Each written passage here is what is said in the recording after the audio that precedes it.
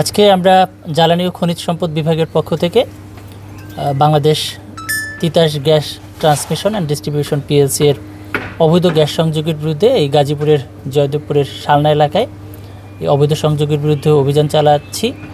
আমাদের এই অভিযানের সাথে আছেন আমাদের তিতাস গ্যাস কর্তৃপক্ষর এখানকার ম্যানেজার আছেন, আমাদের এখানের সাবেক কাউন্সিলর সাহেব আছেন।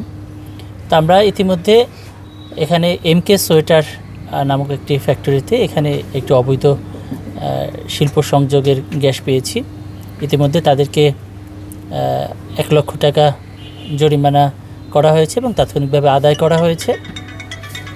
এছাড়া আমরা 600 মিটার ব্যাপী যে গ্যাস লাইন সেটি উচ্ছেদ করেছি।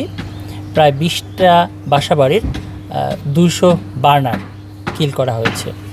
তো তিতাস গ্যাস এবং জ্বালানি ও খনিজ সম্পদ বিভাগের পক্ষ থেকে এই অভিযান অব্যাহত থাকবে।